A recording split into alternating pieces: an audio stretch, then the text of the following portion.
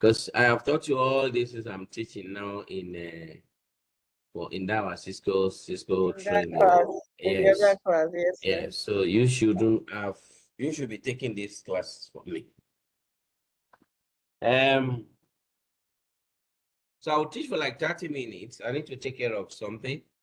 I'll take like 10-15 minutes break. Sandra, are you No with problem. me? Yeah. Please. I need to take like break to take care of 1 or 2 things in the house. So we'll take like 10-15 minutes break and then fire home from there. Now, this is another core topics in CCNA. You remember almost all my teaching. I always tell you there are core topics, there are non-core topics. When we say core topics, it simply means they are non-negotiable. You hardly find a network that does not have that technology in place. It's very rare. This is one of it. And this is one of the reasons why this is one of the topics that I make so much noise about. I teach it, I put all my energy into it, I give labs on it. DHCP is one of the topics it's non-negotiable. Now, if you take a look at all the labs we've been doing, or some of the examples I've done for you in the time past, I always assign IP addresses manually. But that is not scalable. It's not feasible in a big network, in a big organization.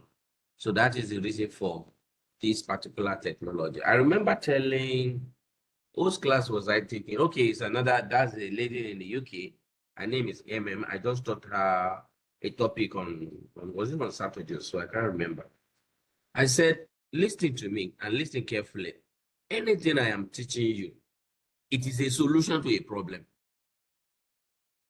Any topic I'm teaching in CCNA, even not in CCNA, CCNP, AWS, or whatever, all of these technology, all these topics are just solution to a problem. So now we are building network. Then they came up with what is called DHCP. We have version 4, we have version 6. What is the job of DHCP? It is a solution to a problem. And that's why you need to know the technology, understand the technology. And I remember telling her one thing again. In me teaching you this technology, it is a way of teaching you the technology. And another way, or another thing I can say about that is this. It's also a way of preparing you for interview or to write certification. Because some of the things most of the things that I teach in the class, when I'm preparing people for interview, it's the same thing we are going to go over again. And somehow, when people come back and tell me that they ask this question, they ask that, I say, but I taught you now. So any topic we are taking, and I say this is core topic, please just make sure your antenna opens wide, like this one. So this is DHCP. We have version 4 to talk about today. On Thursday, we are going to talk about version 6. So what do we want to talk about here? We're going to talk about DHCP version 4 concepts. We are going to learn how to use a Cisco router to configure a DHCP server, or we are going to turn a Cisco router to a DHCP server. In other words, the Cisco router is doing other things like intervalent routing, giving us connection to the internet, but it's also giving us DHCP service, meaning what is dishing out IP addresses. And we're also going to configure a DHCP version 4 client. When do I need a server, DHCP version 4 server? And when do I need DHCP version 4 client? These are all the things we are going to trash into this class. It's a 2-hour class. So let's start the journey. DHCP version 4 concept. What do you want to talk about here? DHCP version 4 concept. Under it, we will talk about DHCP version 4 server and client. So who is the server? Who is the client? Let's fire up. The full meaning of DHCP is dynamic host configuration protocol. Take note of that. Dynamic host configuration protocol. What is the job of this technology? This is version 4. It assigns, take note, IP version 4 addresses and other network configuration information dynamically. How come you go to office or offices, you just plug your laptop and connect to the Wi-Fi and you start browsing. Or you just carry cable and plug to the wall and you start browsing. You didn't do anything on your machine, on your computer. How come? Your system cannot browse the internet without IP address. Your system cannot browse the internet without subnet mask. Your system cannot browse the internet without default gateway. Your system cannot browse the internet without DNS IP address. So how did you get all of those details? The only reason why you got those details, IP details we call it, IP addresses, subnet mask, default gateway, and DNS. The only reason why you got all of those things is because there is a DHCP server somewhere on the network dishing out the IP addresses. So I'll read this again. Take note. Dynamic host configuration protocol version 4 assigns, that is allocate, IPv4 addresses and other network information dynamically. Because desktop client typically make up the bulk of network nodes, DHCP version 4 is an extremely useful and time-saving tool for network administrator. This thing saves our lives as administrator in the organization. Because if you don't have these things, do you know what is going to happen? Every single person that comes to your organization, they will have to bring their laptop to you for you to put IP address, subnet mask, default gateway, DNS address, IP address, subnet mask. Imagine you now work in an environment like university where you have like 10,000 users, 20,000 users, 30,000 users. Then you don't have a life. Because all you are going to be doing with your life is to be assigning IP addresses to people's computers manually. Why don't we automate that? Why don't you have a server or a system to put in place whereby people can get these things automatically? That is the reason for this particular technology. So it saves us of time. You just come to the network, plug your laptop, you are connected automatically. Nothing, no problem. Then I'm going somewhere, and I need you to listen attentively. A dedicated DHCP server is scalable. Take note of this word, dedicated. A dedicated DHCP server is scalable and relatively easy to manage. So when you hear that word dedicated, what does that mean? I'm going to explain that. So because you need to understand the difference between when we have a computer, a desktop, sitting down, and the only thing it's doing is just to do DHCP service or to just set it up as a DHCP server. I'm going to show you one right now. You can have a scenario where a machine, that's just the only thing it's doing. And guess what? You can have a scenario whereby the same router that is giving you internet connection, that is doing intervalent routing, that is doing all other things, is also giving out IP addresses. It's a router. So there are scenarios where you use this dedicated server, a machine, a computer that doesn't do any other thing, only to do DHCP stuff.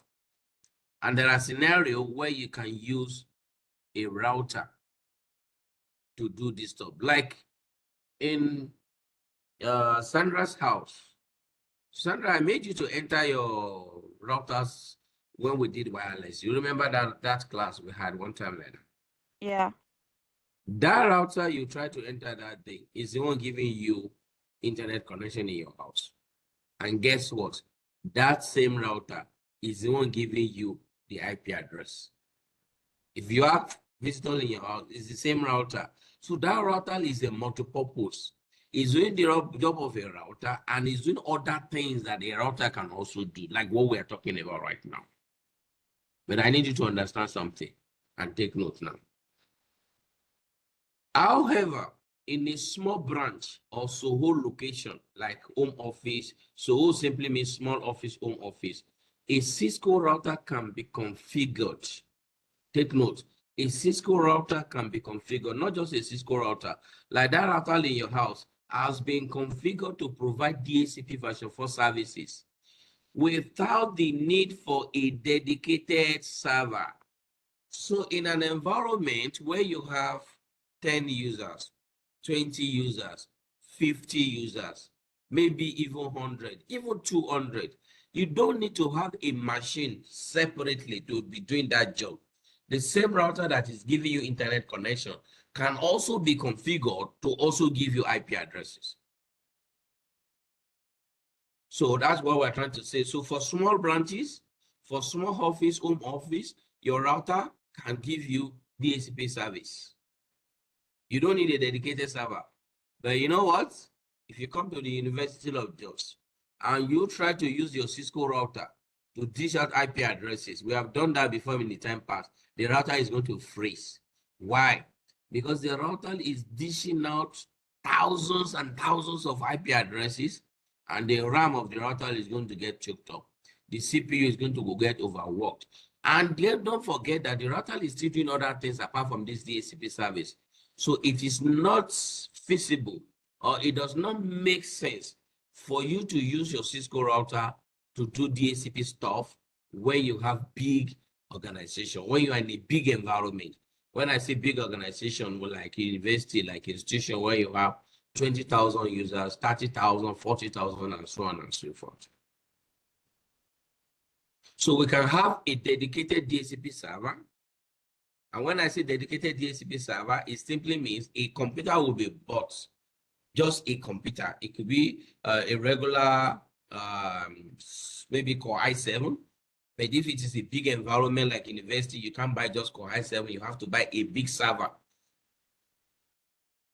And that server will only be set up just to be giving out IP addresses. It will have enough CPU, it has enough RAM, and whatever, everything it needs. So you should be aware of that kind of scenario. So small office, our router can do that.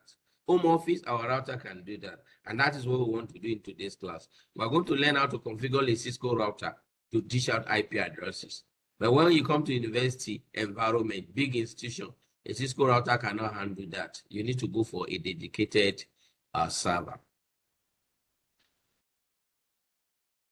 Do you have any question? Because I'm talking now. Let me be sure we're on the same page. Sandra, any question? No, I don't have any question now. Okay. Eniola? Page, sir. Okay, good.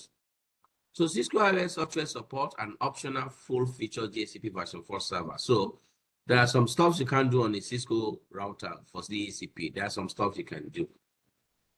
The DHCP version 4 server dynamically assigns, we've said that already, or leases an IP version v4 addresses from a pool of addresses for a limited period of time chosen by the server or until the client no longer needs the address. What is the meaning of that?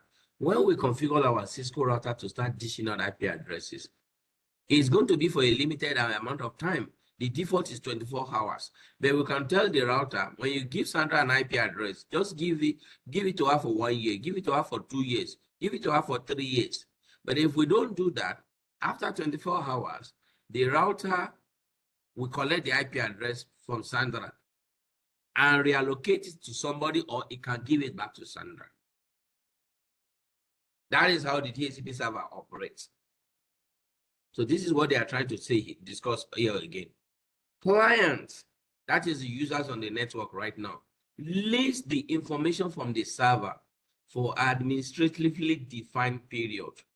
Administrator configure DHCP version 4 servers to set the lease to time out at a different interval. The lease is how long you want to give out the IP address.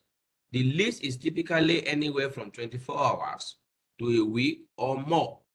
When the lease expires, the client must ask for another address, although the client is typically reassigned the same IP at the same address. So when you were given IP address on the network, it is for a period of time. You may not know because you have not been an IT person, but as an IT person right now, you should know that it's for a limited period of time. Most of the time by default is 24 hours. But the administrator can configure the router to say, when you dish out this IP address, just give it out permanently. Don't collect it back. You need to be aware of that. And you know the reason why it cannot be forever. If a DHCP server has given out IP address to Sandra, and yet Sandra is on leave, she traveled to Nigeria for 1 month, 2 months, what happens to that IP address? The server believes that Sandra is still using that IP address. Meanwhile, Sandra is not on ground. The IP address is just wasted. So it is just a way to manage the IP address. So we don't give an IP address to somebody that is no longer available on the network for a period of time. So we retrieve it back. If we don't see Sandra for 1 week, we give the IP address back. We give it out to somebody. But if Sandra should come back to the office within maybe 48 hours, we know that Sandra is still on ground, she's still available, then you can give her back the IP address. DHCP version 4 operation. Take note of this also. DHCP version 4 works in a client/server mode. Meaning what? There must be a server on the network. And of course, we have clients. We that are connecting to the computer, to the network, we are the clients. There must be a server. And we are the clients that are coming with our computers. So when you talk about DHCP, you cannot just have DHCP clients. There must also be server. You cannot just have DHCP server. There must also be clients. So they must go together. So now watch now. When a client communicates with a DHCP version 4 server, what happens? The server assigns or lists an IPv4 address. We've explained that already. The client connects to the network. You cannot connect to the network without IP details. With that IPv4 address until the list expires. The client must contact the DHCP version server periodically to extend the list. There's some repetition here. This list mechanism ensures that the client that move or power off do not keep address that they no longer need. When a list expires, the servers return the address to the pool where it can be reallocated as necessary. I've explained all of these things. I'm going somewhere now. This is where I want you to understand this part very well before we eventually go to configuration later. Now, one of the reasons why I want you to understand this place is people that are not in IT, they may not understand some things as far as networking is concerned or the network is concerned. But you as a network engineer must understand most of these things. So what do we want to talk about today? Step to obtain the list. How does a computer get an IP address? Don't forget something here. When I say a DHCP client, like this guy here now, they call this guy a DHCP version 4 client. What makes this guy DHCP version 4 client? Let me show you something. The moment you tell your computer to obtain an IP address automatically, you simply turn that computer to a DHCP client. Now I've shown us how to give the computer IP address manually. And of course, you can also tell the computer to obtain IP address automatically. We all know how to get to this place. Is that true? Sandra? Hello? I'm here. You know how to get to this place where you tell the computer to obtain IP address automatically? Yeah. Eniola, you know that too, right? Yes, sir. Now look at the options we have in this place. We have two options here. Obtain an IP address automatically. Can you see that? Or we say use the following IP address. Most of the time, we leave this thing at obtain an IP address automatically. As a matter of fact, that is how the system comes by default. The moment you are done installing an operating system, this is what will be selected. Do you know what you have done to this computer? You have just turned this computer to a DHCP client. But this will only work if there is a DHCP server somewhere. If you tell the computer to obtain an IP address automatically and there is no DHCP server, nothing is going to happen. You now have to come and give manually because there is no server anywhere. But if you say obtain an IP address automatically and obtain DNS server address automatically, it is an assumption that there is a server sitting down on the network with you there that will give this computer an IP address. And not just IP address, subnet mask, default gateway, DNS address. All the things this computer will ever need to browse the internet will be given from a DHCP server. So when you tell the computer to obtain an IP address automatically, you have converted that computer to a DHCP client. Who is going to set up the DHCP server? You on the network. So people come in, they are all clients because they've been told to obtain IP address automatically, but they are looking up to you. They are looking up to your server. And guess what? When you set up a system to obtain an IP address automatically, the moment you connect to the network, wired or wireless, this is what is going to happen. Wired or wireless. The moment you connect to the network, this is what is going to happen. The computer is going to send what we call a DHCP discover message. It's a broadcast. Any computer that has been configured to obtain IP address automatically will send a DHCP discovered message. What is going to be in the message? The DHCP discovered message is a broadcast. It's going to say, I will like to request an IP address. I don't even like the way they put it. The way I would like to put it is, hello, I am a DHCP client. I am looking for a DHCP server. Why? Because I need an IP address. He's going to send that broadcast to the network, and the broadcast is going to flood the network. The broadcast is going to flood the network. Everybody will hear the broadcast, but guess what? The only person that will reply to that broadcast is a DHCP server. Why? Because that message is meant for a DHCP server. It is called a DHCP discovered message. It is a broadcast. So if there is a DHCP server on your network, guess what the server will do? It will reply with a DHCP offer. Take note, the client sends the broadcast, which is a DHCP discover. The server sends the offer, which is a unicast. What is going to be in that message? I am a DHCP version 4 server. Here is an address offer for you. Then the client will also reply back with another message called DHCP request. It's also a broadcast. It's a broadcast again. What is going to be in the message? I accept the IPv4 address offer. And then the server will reply with what we call DHCP acknowledgement, which is a unicast. And that is your acceptance is acknowledged. This is what happens before a computer gets an IP address. So when you plug to the network and you are seeing it's still connecting, or sometimes you see the system will show you acquiring. It's trying to get an IP address. This is what is going on behind the scene. The computer is trying to locate the DHCP server.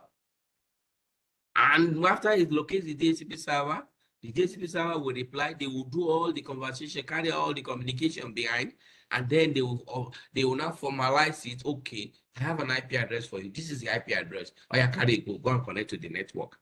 And that is when the computer now gets an IP address. And when I say IP address, I'm not just talking about IP address. I'm talking about whatever has been configured on this DHCP server. All the information will be given to the client. IP address, subnet mask, default gateway, DNS, whatever. You're going to see what we're going to do on our from our practical when we get to the practical. So you need to be aware of this.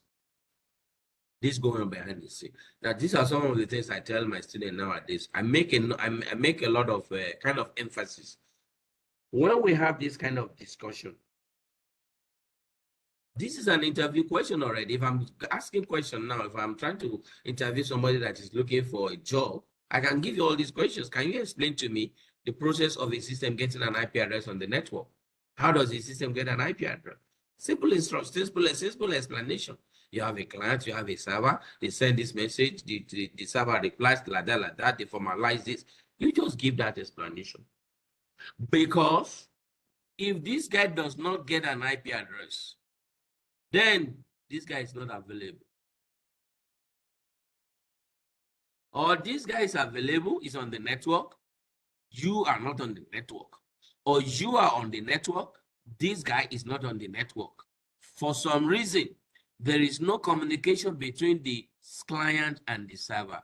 These are part of what we talk about in troubleshooting. When I was preparing fully for troubleshoot, in job interview. These are some of the things with scenarios. We just kind of come up with different scenarios. Okay, what if the system is not getting an IP address? What could be the problem? If you know the way things are supposed to work, when things are not working, then you can troubleshoot it. You can explain it to somebody. If the system doesn't get an IP address, what could be the problem? The server list, the DHCP server is down, or the DHCP server is available, but it's off the network, or the client itself is off the network. So all these kind of steps. You need to be aware of that. So these are the steps that the system will take to get IP address. But what if you have your IP address has expired? How do you renew your IP address? If your IP address has expired, you send a DHCP request as a client back to the server. This is not a broadcast now, it's a unicast because you already know the server. And what is going to be in that message? I would like to renew my list. That is my IP address right now. And the DHCP server will acknowledge back and say, your request is acknowledged. That is why you see some people will go to the network 1 month, 2 months, 3 months, they maintain the same IP address. This is different from when you make their IP address static, because I can go to this DHCP server and say, look, give Sandra this IP address. And as long as Sandra is on the network, even if she's not around for the next 1 year, reserve that IP address for her. The day you see her in the office, give her that IP address. That is a different ball game. This is different. We are kind of trying to make the IP address we give to Sandra static on the server. That also is possible. But this, I'm not talking about that right now. So what I'm talking about is people keep on renewing their leases, or let me say the IP address consistently. And if you don't want that list to keep on coming up every time, you can decide to say, okay, anybody that get IP address in my network, you can keep it for 1 year. So we can go to the server and say, when you dish out IP address, keep it for 1 year. And it's going to stay for 1 year. My communicating. Sandra, talk to me. I'm listening. Good. Are you flowing? Yeah. I know we'll soon go to the lab. So before we go to the lab, let me take any question first. We're going to go to the lab and do configuration now. Not from me. Okay. Yes, sir. Eniela, are you flowing? Yes, sir. Okay, so we're going to go to the lab right now. So this is the lab we're going to be working with. It's the same lab I'm going to send to you guys for as an assignment. This is the lab we're going to be working with. But before we do this lab, there's one I think I want to demonstrate. The dedicated server. Okay, I'll come to that later. I will still have time. So let me explain something to you. Let me explain something here before we take the break. Through the, we have a LAN here. We have another LAN here. Ideally,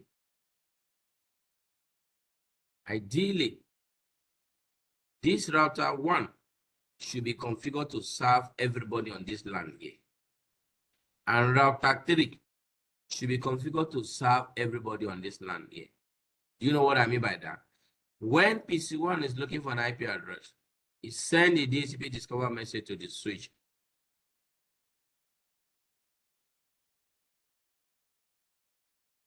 We should configure.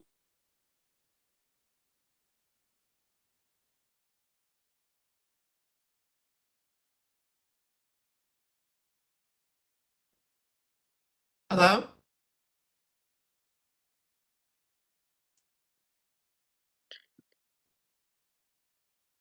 We can't hear you, sir.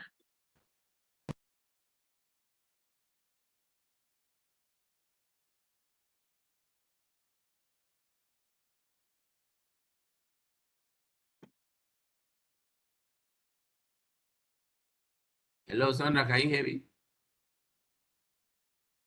I can hear you now. Sorry, Yes, sir. We can hear you now. a call came in and cut me off. Okay. Yeah, sorry. So this is, I'm going somewhere now. Have a local area network in Lagos. This is a LAN. People are connected. And then there's another LAN in these two local area network belongs to GTB. So we want to link them up. We're going to come network. We need a router up here. A router up here. So this router is in Lagos. And then we link them up. Now, if they're connected to this switch, who is going to give them IP addresses? Ideally, router to dish out IP addresses to everybody in Lagos, in LAN. In Abuja to dish out IP addresses to everybody. Are you guys playing with? Are you? You know what organization we're doing in the time past? They will use the headquarter around Lagos to serve all the locations. So the headquarter router will land in Abuja, take care of the other lands in other locations nationwide. And people in other locations cannot even connect to the network. They can't even Sorry, you keep have going. IP address. Mr. Roland. It's cracking.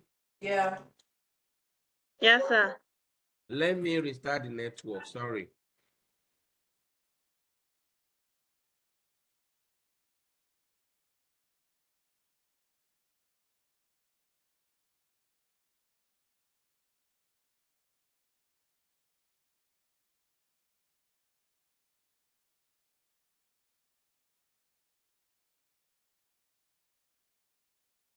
Hello, can you hear me now? I can. Yes, sir. We can.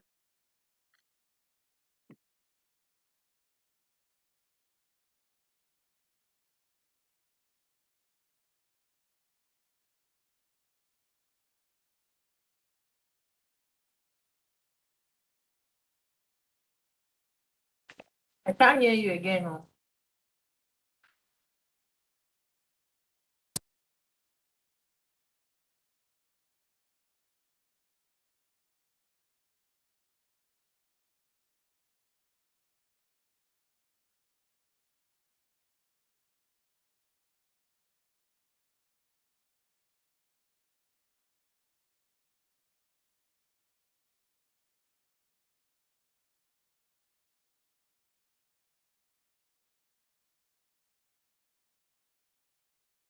Hello, Sandra, can you hear me? Mm-hmm. Now? Just Yeah, give I it. think so. It's not clear really, but I can hear you.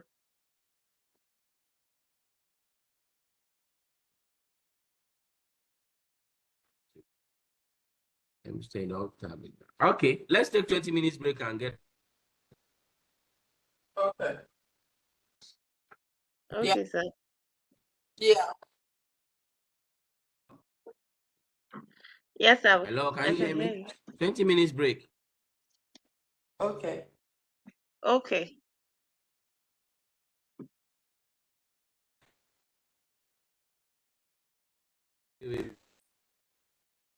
O'clock will be. All right, sir.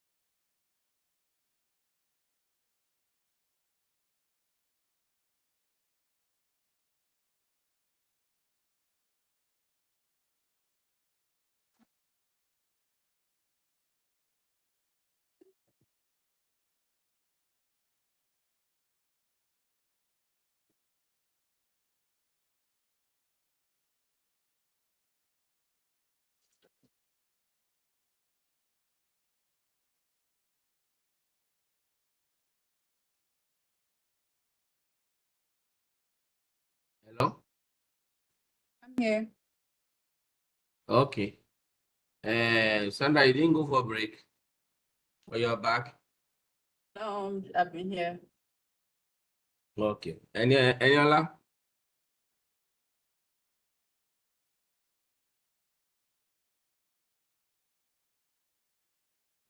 Hello, Aniola, are you there?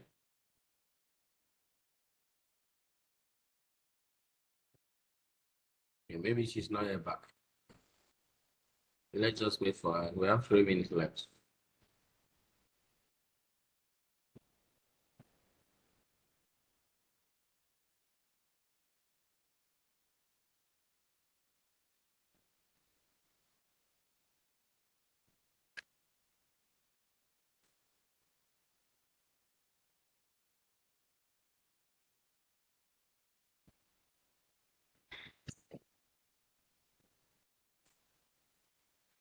But you can hear me clearly now. Yeah. Okay, that's nice.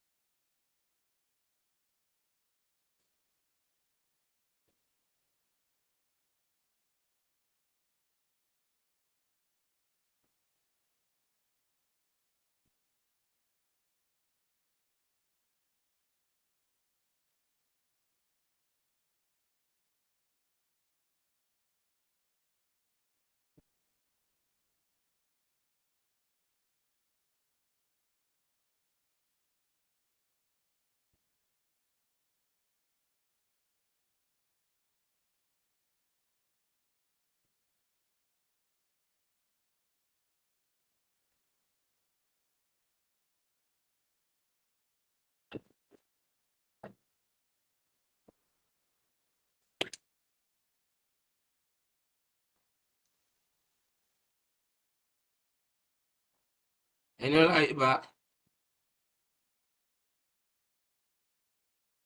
Hello?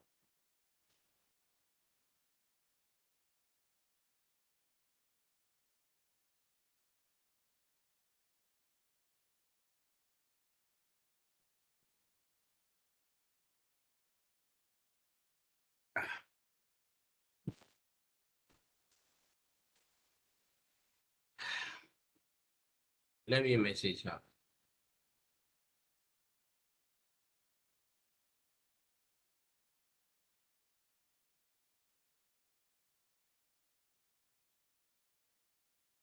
Is she still logged in or she's out? Not seeing her.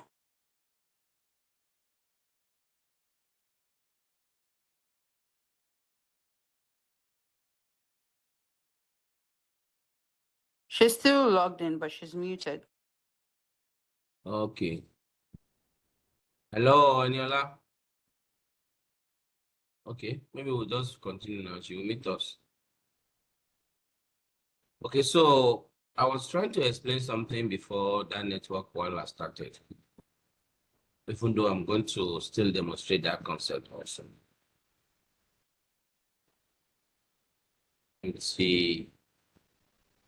Okay, I was trying to explain something here.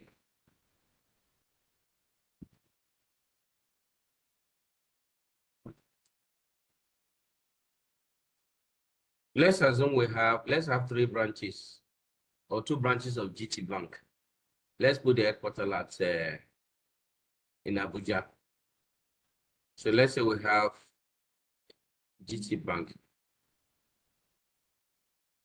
She said she can't hear me. Can you hear me, Sandra? Hello, Sandra, can you hear me? Uh-oh. Sandra, can you hear me? I can hear you. Sorry, I didn't even know I was muted. I can hear you. She says she's not hearing me. She's in class. Where is she then? Maybe she can maybe she can go back out and come back in. And let me tell her.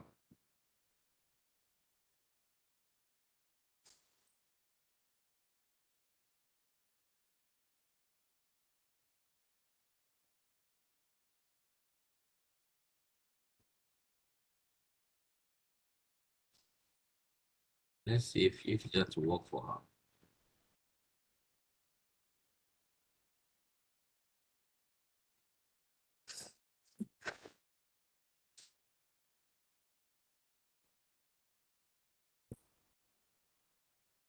Chandra, you're going to work, right? Yeah.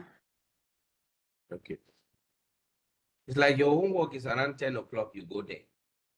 Don't go very early. I told them I have classes in the morning, so Okay, I remember when we started. Well, you took permission, right? yeah. Okay.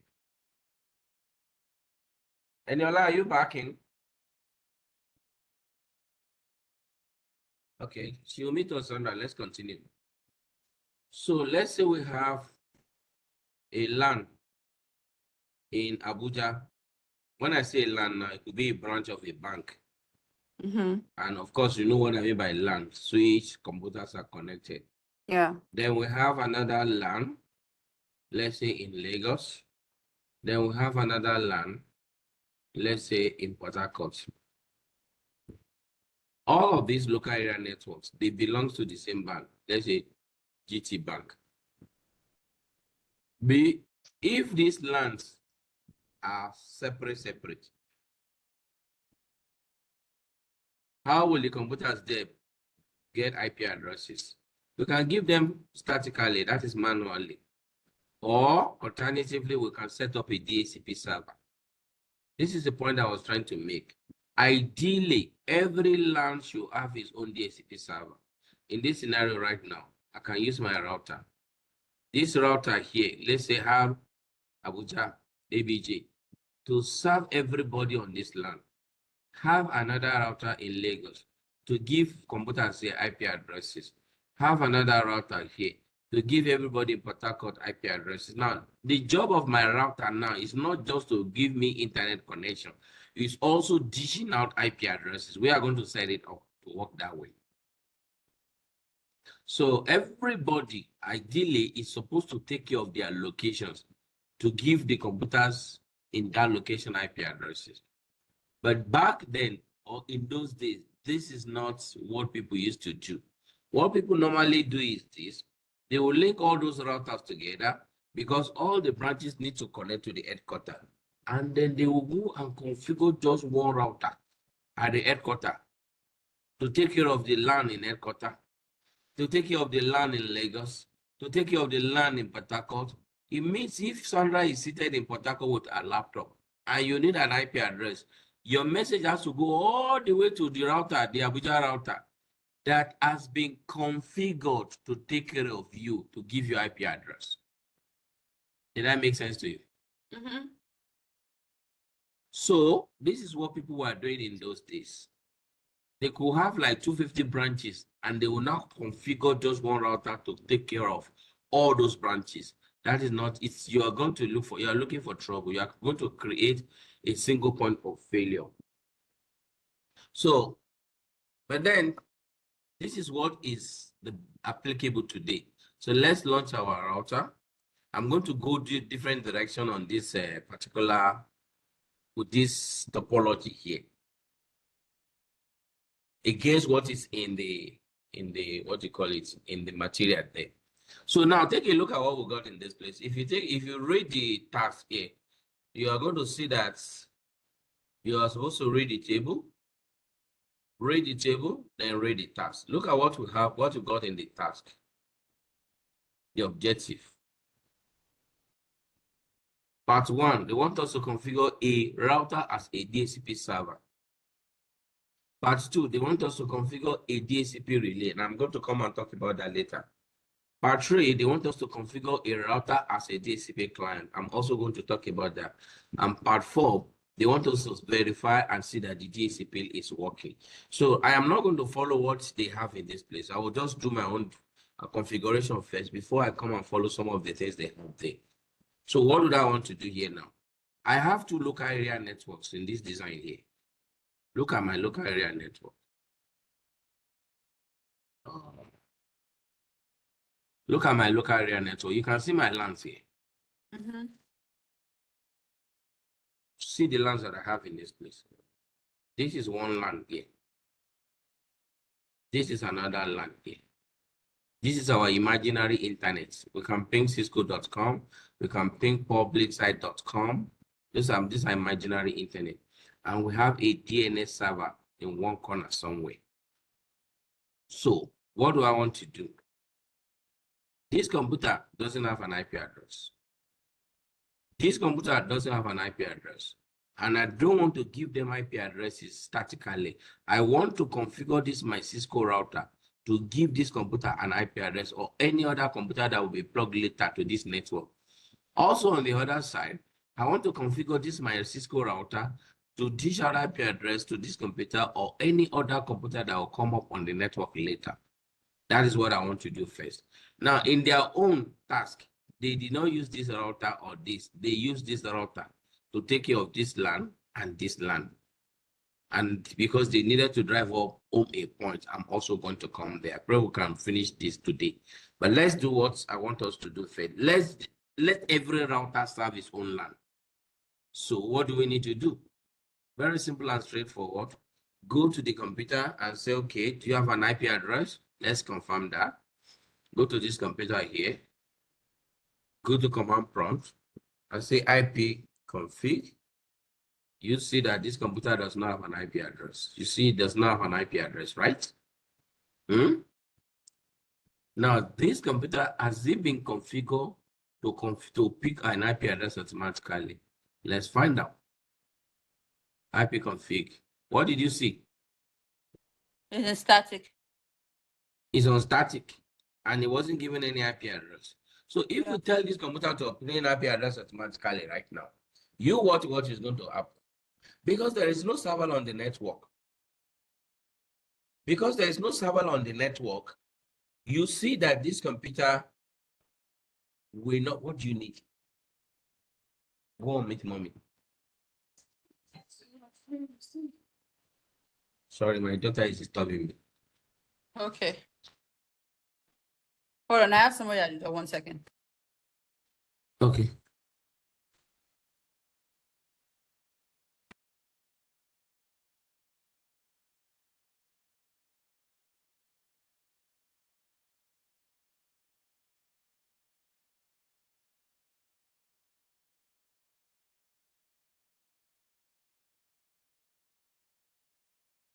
I'm back now.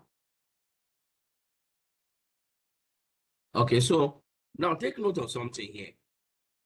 When we told this computer to obtain IP address automatically, did you see something there? It picked an IP address, right? But the address is 169.254. Take note of that. Anytime you see 169.anything, once it's 169, know that your DHCP server is not available. The computer just give itself any IP address. We're going to come to that. That is called a paper. They ask only this question in one of these interviews. Once you see 169 on the IP address of your computer, that means the DHCP server is not reachable. So what is going on in this place right now? We told this computer to obtain IP address automatically, and there is no server on the network. No server.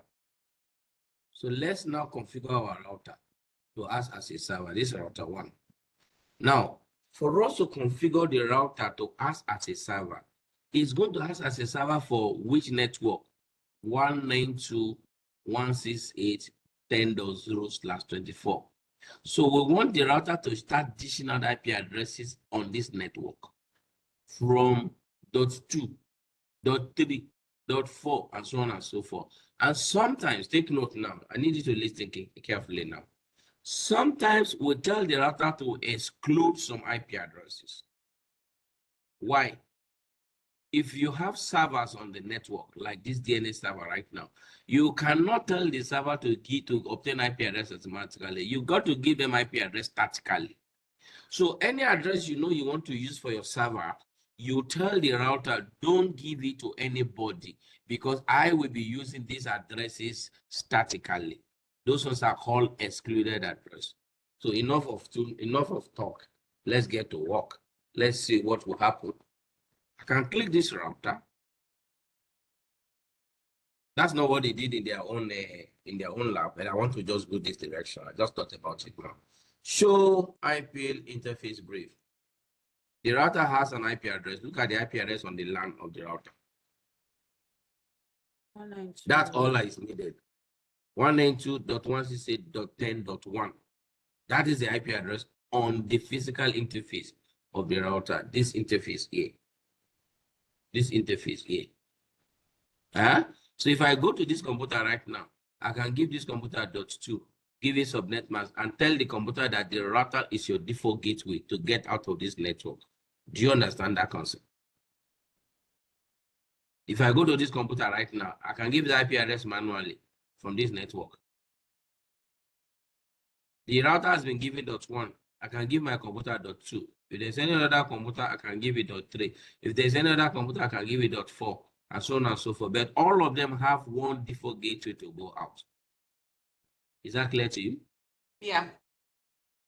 Good. So now, I'm going somewhere. So now, I want this router to begin to dish out IP addresses. What will I do? I'll go to global configuration mode. First thing first, IP DHCP excluded address.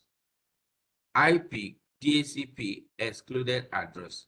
What is the meaning of this? Are there IP addresses you intend to use manually?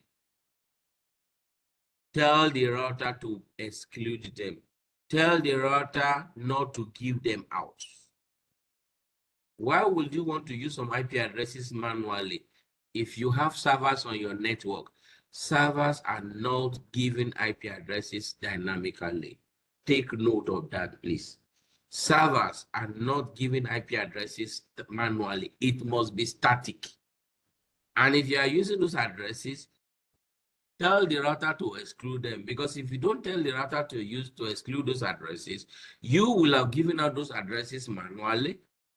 Dynamically, the router will have given it, and you will now go and use them statically somewhere, and that will give us what we call IP address conflict.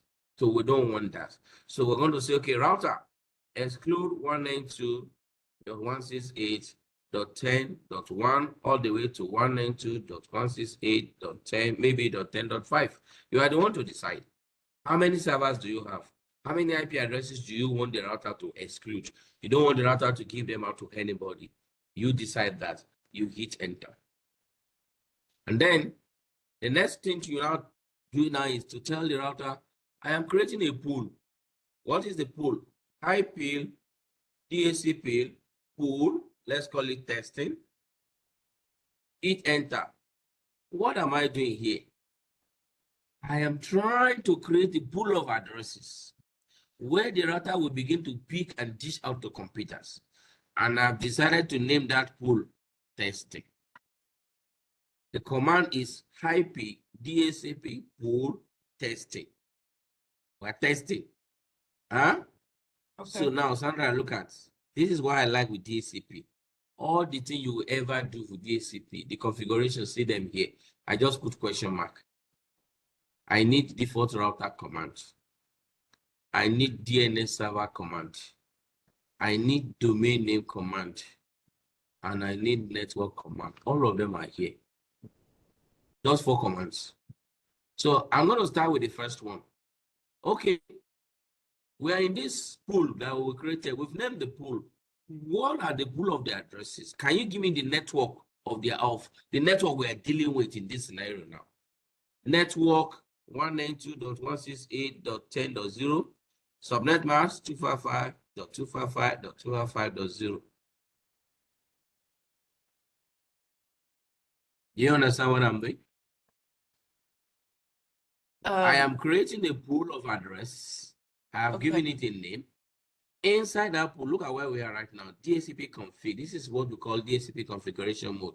I am defining the network that the router will be dealing with, the network address and the subnet mask.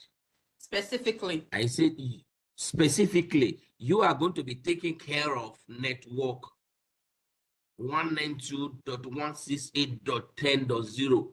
The moment I hit enter right now, Sandra, the router knows that it can start dishing out from .6. Why not from .1? Because we have excluded.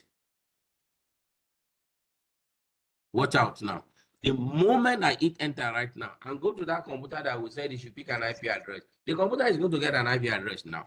Because that computer belongs to 10.0 network. And the router now knows, I've been configured to take care of 192.168.10.0 with this subnet mask. I know what to do. I can begin to dish out IP addresses. Just with this one command. If we hit enter right now, go back to that computer. Watch out.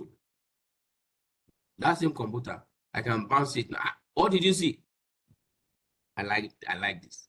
Did you see something? Yeah, you changed the IP address. It has picked an IP address. What did you get? 192.168.10.6. Then what about the subnet mask? 255.255.255.6. But it doesn't have default gateway. Did you notice that? Yeah. And it does not have DNS server. Why? We have not configured that in the information on the router.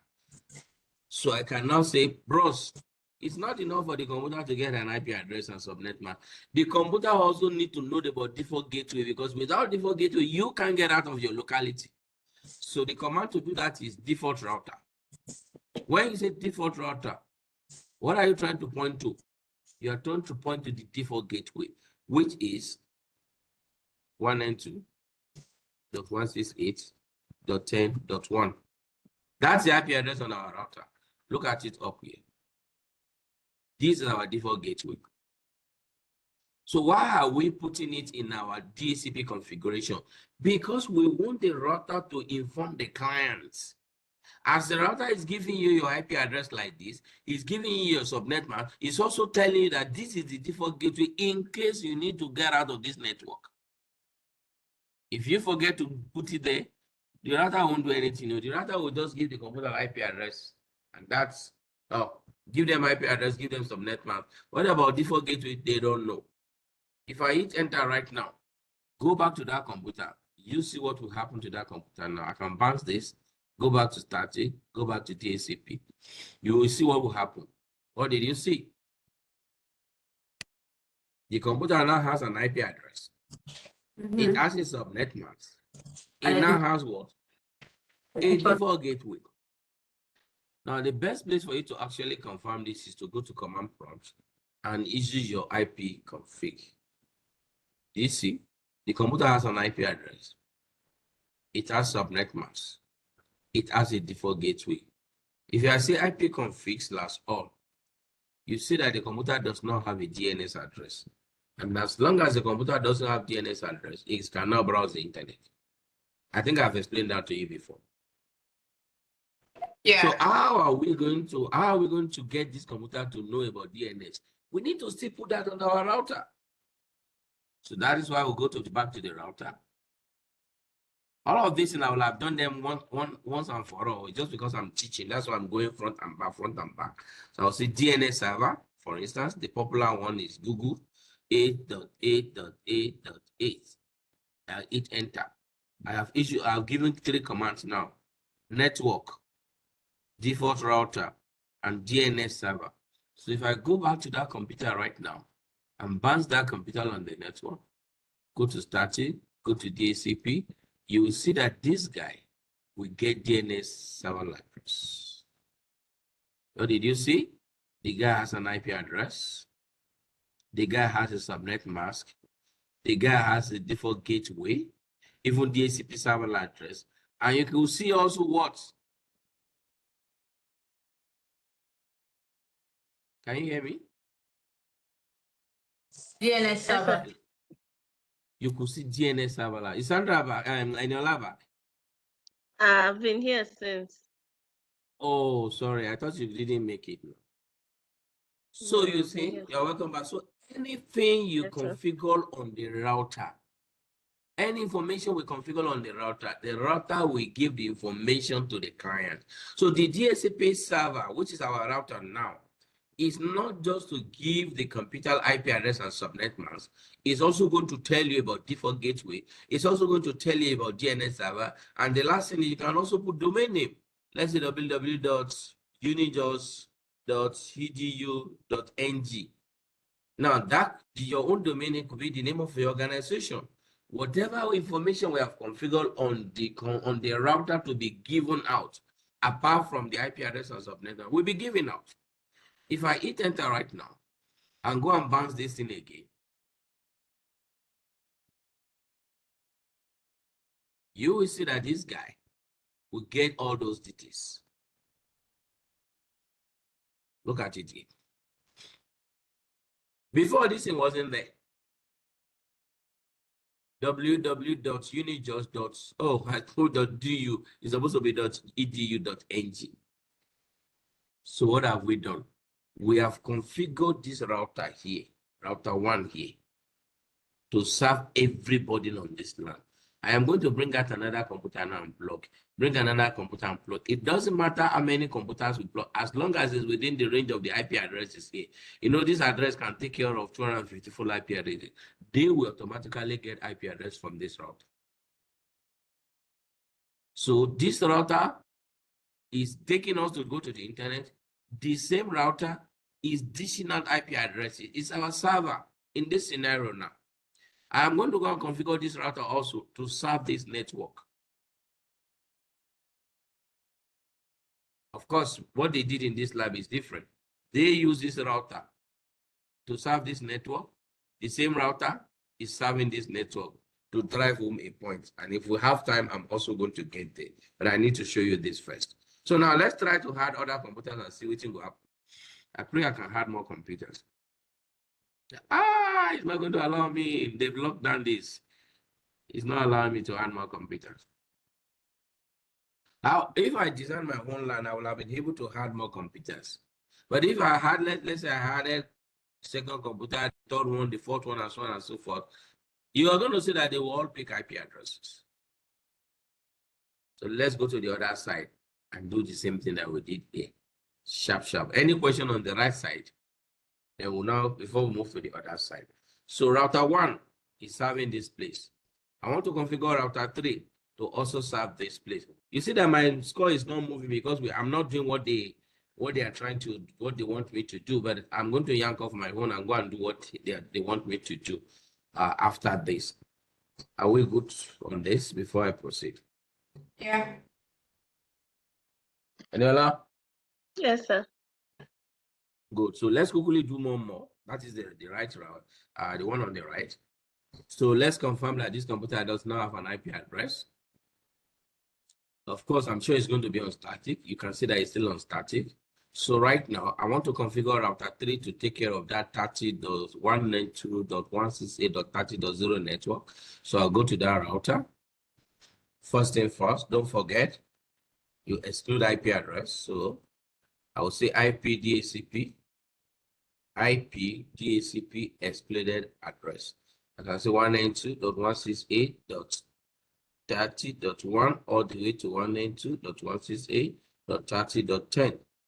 It all depends on the number of addresses you need. You must start your journey from here. Exclude the ones you want to use statically. Then you can now go to IP DHCP pool. Let's call this one testing 2. Testing 2. We have created the pool. So the network we're dealing with is 192.168.30.0 with this subnet mask. The default gateway here is 192.168.30.1. That is our IP address on the router. Do show IPL interface brief. Let me show you that. You can see our default gateway. Look at our default gateway here. So then I can say my DNS is, let's use 4.2.2.2. That's also acceptable. It's Google's DNS. Domain name, www domain name www.unijos.edu.ng. That's it, to show history. You see all the commands that are issued so far here. Excluded address, IP DHCP testing. I define the network, default router, DNS server, domain name, and we are good to go. So I can go to that computer and say, good news, there's a DHCP server on the network, obtain IP address automatically. So we can now go and see what the guy got. From our command prompt, IP config, the guy has been given, something is wrong here. Who can tell me what is wrong here?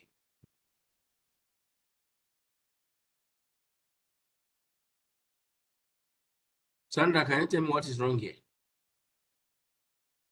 Look at the IP address this guy got. 192.168.30.2. I excluded up to 10. This guy is not supposed to get 2. You're supposed to get from 11 and above. Do you understand that? Yeah. So let me see what's wrong there.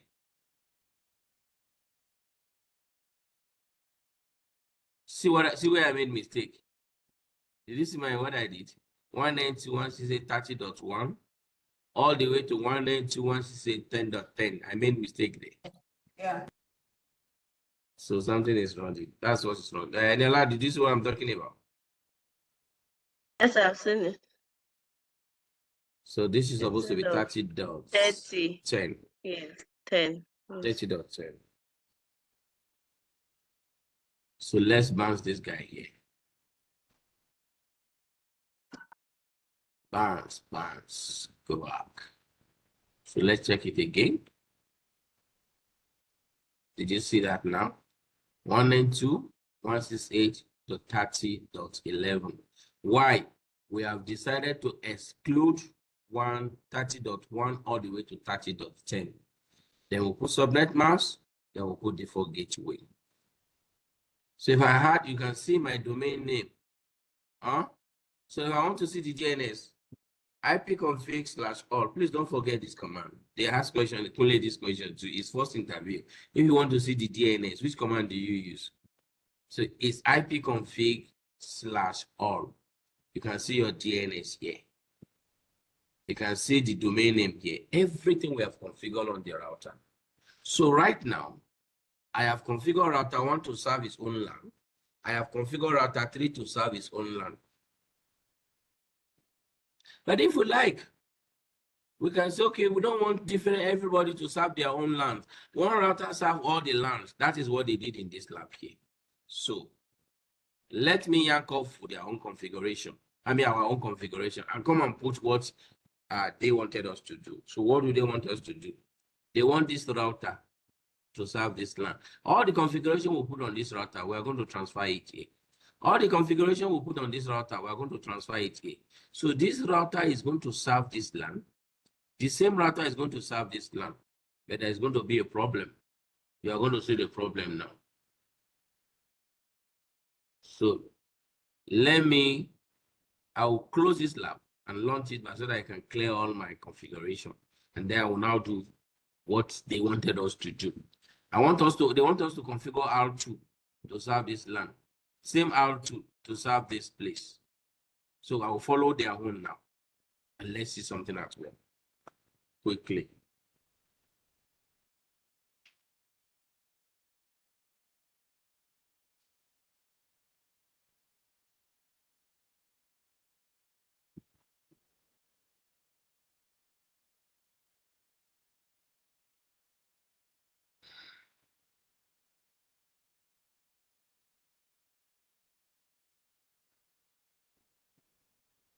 I thought I have just one line, one lab.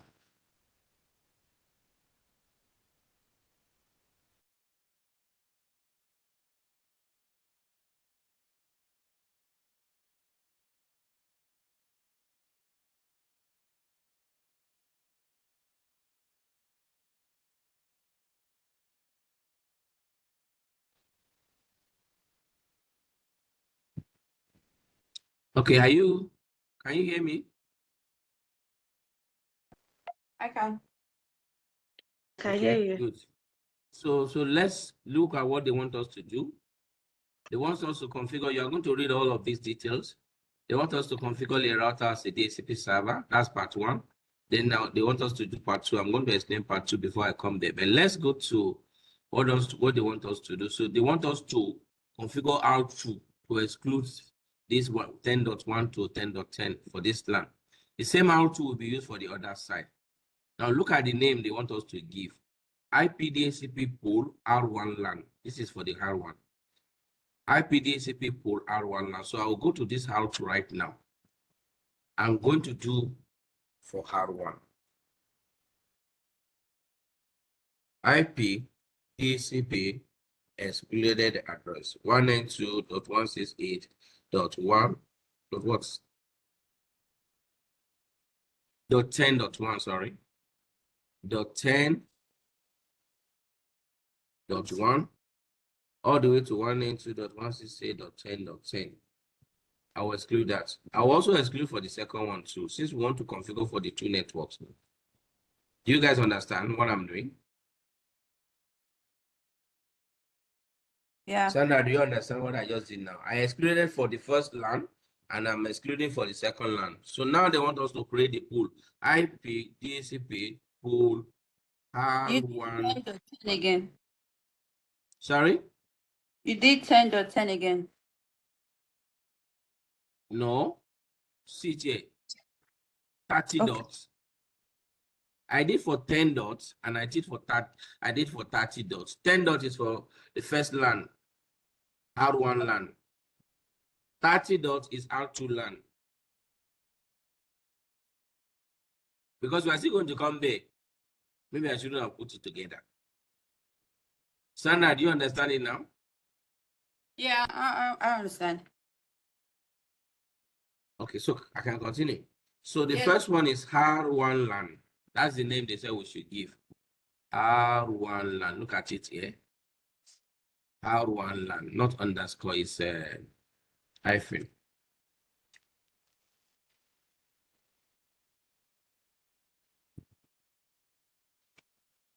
Then we're going to now define the network 192.168.10.0.255.255.255.0. All the things we did on R1 before.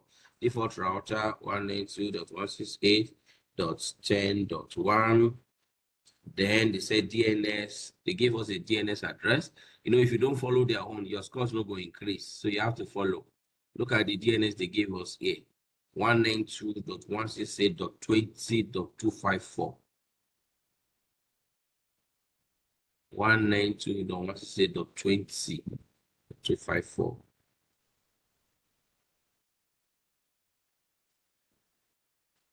So domain name, they didn't tell us to do anything on domain name. So these are all the things they wanted us to do. They said we should create the pool, define the network for our R1 LAN, define the default gateway, and put the DNS. We are done with that part. Look at the next thing here. They also want us to do the same thing, but for what? R2 LAN. Sorry, R3 LAN rather. Everything we are doing, we did on R3 before. Well, they want us to do it on R2. So what do? We have excluded the address already. So all I need to do is to just edit now. IP DHCP pool. I can name this R3 LAN. Are you guys flowing with me? Yeah. Then network, I can edit this. This turns to 30.0. Default router, I can edit this. This turns to 30.1. Then my DNS should be the same. But I have the same DNS everywhere. And that's it. So we configure router 2 to take care of R1 LAN. We configure the same router 2 to take care of R3 LAN. Let's now see if this is going to work. We go to this computer and tell this guy to obtain IP address automatically. See what is going to happen.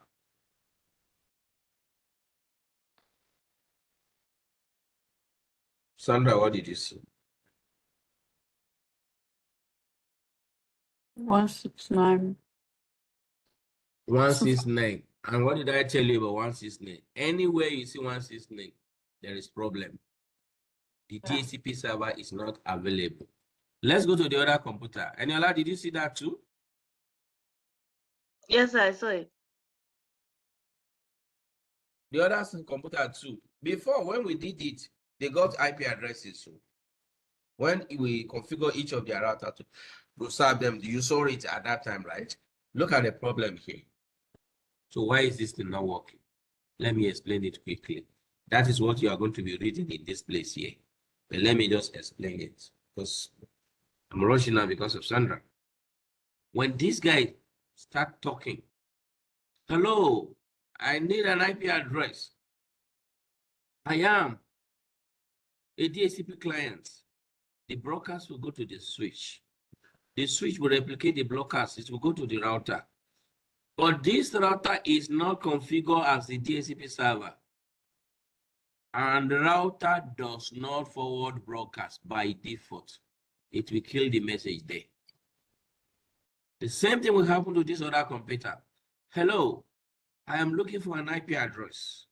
It goes to the switch sends it to the router, and this router has not been configured to dish out IP address, and it will not forward that broadcast to the one that has been configured. It will kill the message there. So how do we solve this problem? We need to set up what is called a DHCP relay agent. What is DHCP relay? We are simply trying to configure the interface on the router. Anytime you get a broadcast that has to do with DHCP, forward this to this router with this IP address. Anytime you get a broadcast that has to do with DHCP, forward this to this router with this IP address. That is the whole DHCP relay is all about. You are not the DHCP server, but you know how to get there. Help us deliver the message to the DHCP server. And the command to do that is IP EPAL address. So I'm going to go to this interface of this router and say IP EPAL address. Put this IP address because this IP address is one of the IP addresses of this router. I can use any IP address that this router can be reached on.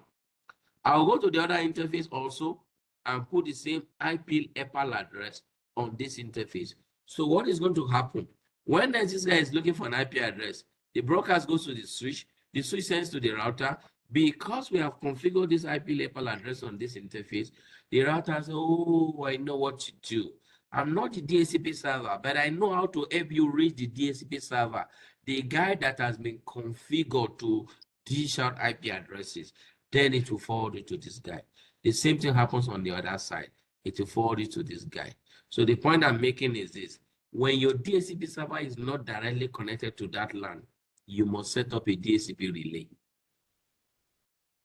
agent. That's the word I'm putting. You must set up a DHCP relay agent, meaning you need to inform those routers on where the DHCP server is. If they are not informed, people will look for IP addresses, they will never get one. Did that make sense to you guys? Yeah. So now we go to the interface of this router, put the same IP at this command here, IP EPAL address, then the IP address of the DHCP server. So I'll go to this interface of the router that is connected to my LAN.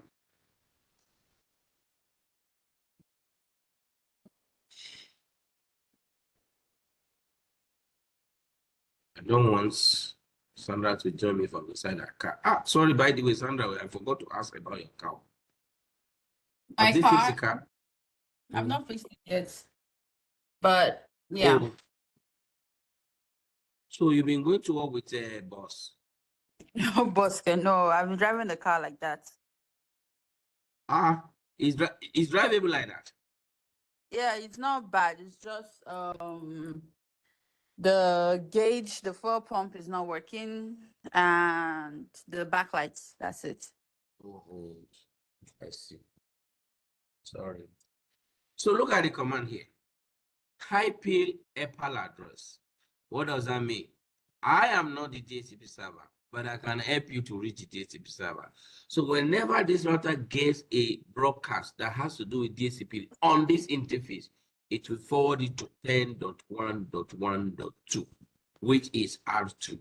We'll go to the other router, 3.2, on that same interface that is connected to the LAN here. We'll do the same thing. Don't know the interface they use there. I'll show you. It's the same G00. Okay. We do the same thing. IP, LPAL address 10.1.1.2. When you get anything that has to do with DHCP, please send it to 10.1.1.2. But guess what?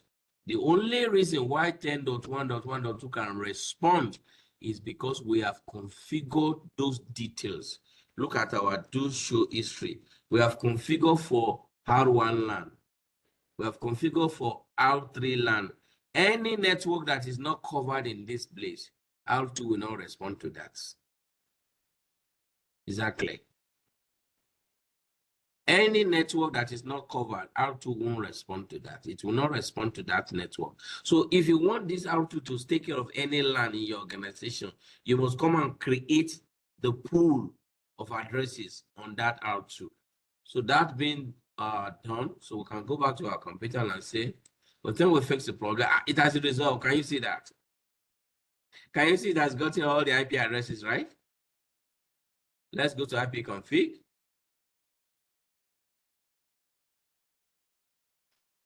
This guy got 10.11. It has a subnet mask. It has a default gateway. If you want to see more details, /4, you can see what it got. It has the DNS server. Everything that has been configured on R2, this guy got all the details. What about the other guy on the other side? This one too has been fixed. So I can go to command line, IP config /all. You can see this guy got an IP address, subnet mask, default gateway. Where is my DHCP server 10.2? Okay, that is the router that is serving us. I forgot.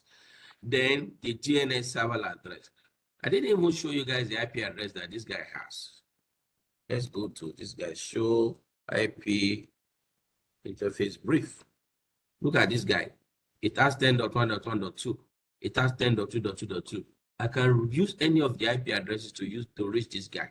Even 20.1. Is it reachable on 20.1? Yes, it must be reachable on 20.1. I can use any of this IP address with my IP level address. Because if I ping any of these IP addresses from any location, it will be reachable. So what did we do?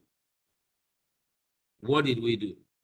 We configured this R2 to serve these people on this network, to also serve these people on this network. Then we must create IP level address command or this relay agent. We must also do it here. So some organization, this will be their headquarters. All the branches all over the country, it is the router at the headquarters or the dedicated DHCP server, like this machine now, will be the one dishing out IP addresses to them. But that is no longer invoked. It is not a good practice. You should make sure your router in your location serve your LAN. This router serve this LAN. If this goes down, this one is still working. People here are still doing fine. But if this should go down, everybody is down. Nobody is going to get IP address in the organization. So that is the problem when you have just one DHCP server serving all the locations in your organization. So you should have different server for different locations. I'm dishing out too many things at the same time. Are we good? Yeah. Sandra? Eniola, Yeah. are you good? Yeah, good. Okay. This one should be a revision for Eniola. I keep on saying this. I taught all these things in that class. Just that one was serious fast track. Yes, that was fast. It wasn't like this. Yeah, you're But more this is, detailed, taking your time. yes, but But it's you the same spoke thing that about I all taught these in things. those classes Yes, now. you spoke about all these things. Now look at my scores. Oh. I've reached 86%. And this is, I realize that I have 2 labs, not just 1 lab. Sorry, I was saying 1. And it's the same lab I'm going to give to you people that we are doing together already. So this is one concept. One more concept, and that will be all. Sometimes. Now, what we are doing here now, we first of all configure our router to serve as a DHCP server. This one is DHCP server. Later on, we yank them off. We make this one a DHCP server on this interface, to serve people on this LAN, serve people on the other segment. But sometimes, take notes, an interface on the router must be configured as a DHCP client. Huh? What do you mean by that? Yes. When a router is connected to the ISP, the interface on that router, when we come to wide area network, you're going to understand, needs an IP address. That interface where the ISP is connected to. And the ISP has 2 ways to give you an IP address. They can give you the IP address manually and tell you, go and configure it on your in the interface of your router. Or they can tell you, just tell your router to look for our DHCP server. So on the other side of the service provider, they have a DHCP server that can dish out IP address to the interface of your own router. So in other words, your router on one of the interfaces or more, 2 of the interfaces is behaving like a server. But on another interface of the router is behaving as a client. So that is what we want to do now. So in this scenario right now, this HAL tool is connected to the internet. But this interface on the HAL tool needs an IP address. And they don't want us to give the IP address manually. They just want us to send a message to the service provider and say, I am waiting for you to give me an IP address. That means the service provider on the other side has a DHCP server that is ready to give out an IP address to this router. Most of the time, it's another router on the other side that is dishing out an IP address to this router.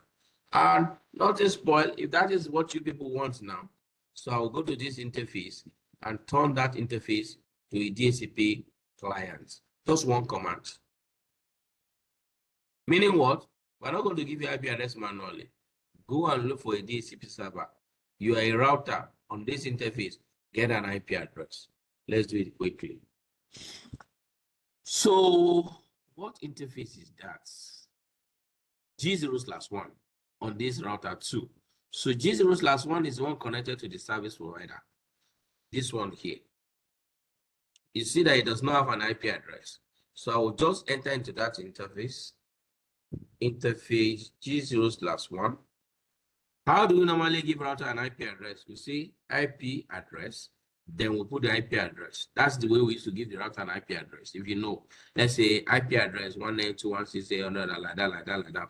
But this time around, we say DHCP, is it client or so? Can't remember that command. I think it's just DHCP. IP address, DHCP, case closed. I'll hit enter. IP address, DHCP. The moment you put this command on the interface of a router, it turns that interface, or let me say, it turns that router to a DHCP client just on that interface. Meaning what? I'm not going to give you IP address manually. Send a message to the DHCP server, anywhere it is. It is expected that you have one on the other side, according to the information from the service provider. So when I am done with that, of course, you know the interface of a router is shut down. So you say no shutdown. And the moment I do that, I'm done. I will be waiting for my router to talk to a DHCP server and get its own IP address on that interface. By just putting IP address, DHCP, I get my IP address. So we're going to wait and see.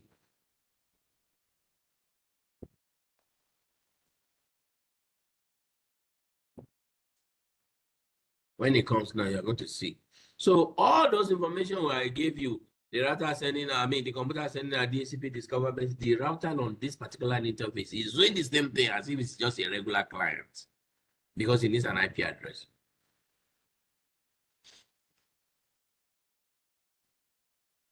And when you do get one, it's going to indicate.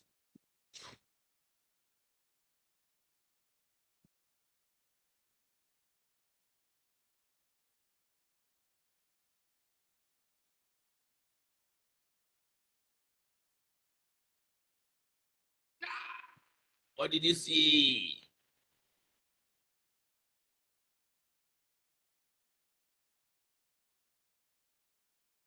Enola, did you see? Yes. Are you people still there? Hello, Sandra, are you there? Interface viewer, right? Assigned. Yeah. Interface. Door. Yeah. 29 DHCP matches address. 100 P interface brief. You see now.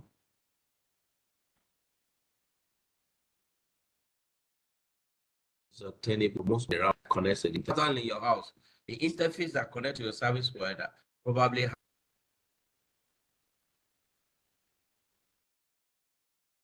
your house. What's happening? On one side is a DHCP server. It's giving you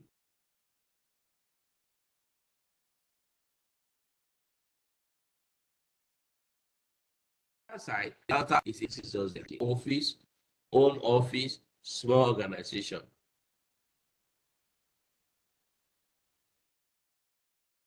On the other side, another interface is just one route out. And so it's both a server and also a client. And look at it now. The guy's got in this. Now you go back to the topology. You see that thing, red before. You saw that this lane was red before. It is now. Did you see that? Are we together? Yeah. I can't see it. So. Sandra, are you about to leave? Yeah, I'm in the car. Already. Yeah.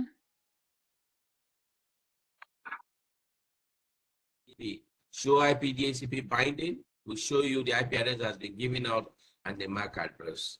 So can just do that. So IP.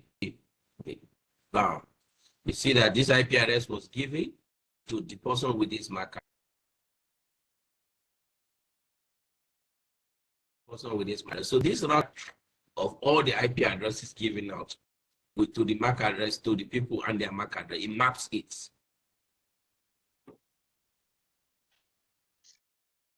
I got 95. We're supposed to 100. So I expect you guys to get 100 when you are doing the lab. All right. So any question?